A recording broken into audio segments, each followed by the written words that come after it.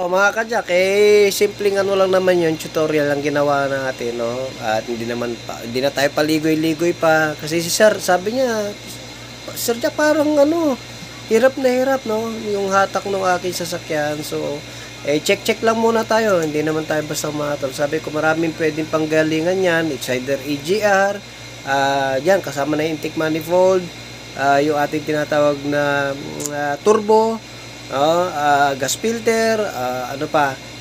Yun ang pinakahuli. Sabi ko, transmission din. Siyempre, kung slide na yan, tapos hirap na umatak, no?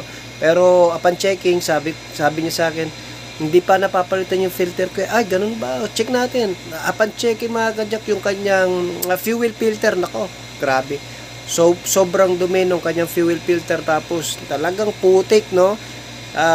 Anyway, pagkatapos namin palitan, no, ang mismong may-ari, sabi niya nakaramdam na siya ng pagbabago. Ang lakas na daw ng hatak ng kanyang Montero Sport, no, 2013 model ang ating troubleshoot. Pero anyway, salamat kay sir, no, sa pagbisita niya dito sa ating shop. Anyway, okay na yung sasakyan niya. Napakahalaga, mga katsak, na pagka may mga customer tayo na mga concern, kailangan i-check muna natin kung ano yung pwede i-check. Tapos wag tayo agad hahatol kung ano, kasi mahirap din mga kajak, no, malaki din gastusin pagkahatulan natin. Sabi ko, yung transmission, no, possibility na rin kasi sobrang laki na rin ng kilometer na natakbo at never pa napalitan daw yung kanyang tinatawag na clutch component. So ang clutch component natin, mga kajak, depende po yan sa driver. Ibig sabihin, mayroong mga driver na clutch driver kung tawagin, kaya mabilis mapudpod ang kanilang tinatawag na clutch disc, mabilis masira ang clutch component nila. Pero anyway, ito naman, okay na agad. Sabi ni sir, paghandaan ko na lang din, sabi niya na magtabi na siya ng pera para sa clutch component para mapalitan, dahil 139 kilometers na rin, no?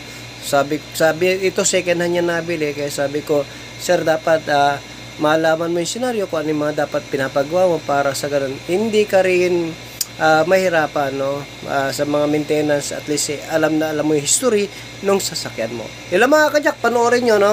After na mapalitan lang at maayos na yung fuel filter, yun lang ang pinalitan natin, ay okay na yung kanyang sasakyan. Panoorin nyo. Si sir, pinasyalan tayo.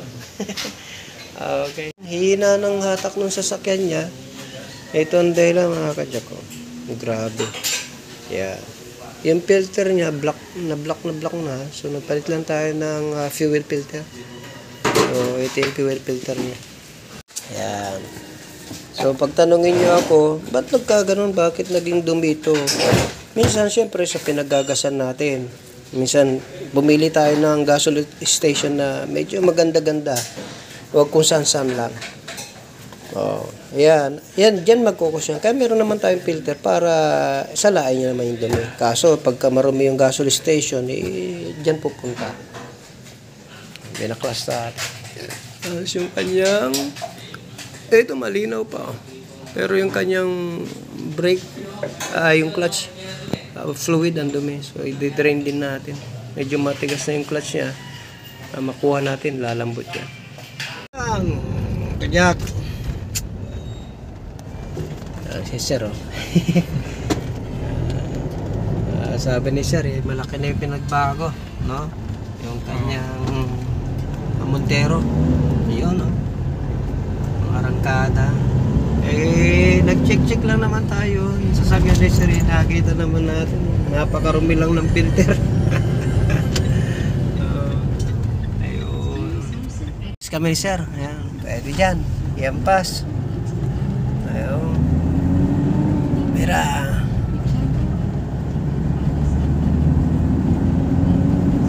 Ayos. Sir, okay na yung sasakyan ni sir. Simpleng bagay lang ginawa natin. Palit lang tayo ng fuel filter. Okay na yung kanyang Montero. Okay. Salamat sir sa pagpasyal, sa pagtitiwala sa Jaco Voltage Auto Care. Na si sir, pauwi na. Salamat sir.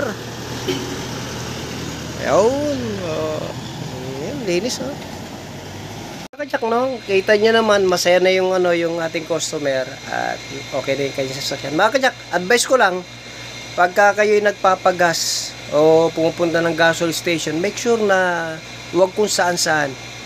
Especially ngayon, maraming mga tinatawag na lumubog, no, na gasoline station. May mga gasoline station na talaga napapasok ng tubig yan, especially yung mga bahain lugar. And then, merong mga gasoline station na talagang yung safety na kanilang mga gas, no, maayos na maayos. So, anyway, pili lang tayo ng mga gasoline station na pagkakargahan, wag po doon sa mga binabang lugar, no. Check nyo maigi. Mahirap na mga kajak, no, magkokos sa mga palya ang ating masasakyan. Meron din ako nagawang ganyan, no. Hirap na hirap kami mag-trouble. Yung pala may tubig lang yung kanyang tinatawag na tangke dahil sa pagpapagas. So anyway mga kajak, advice lang, mag-ingat po tayo sa mga gasoline station na pinagagasan natin. Make sure na maganda at hindi binabaha.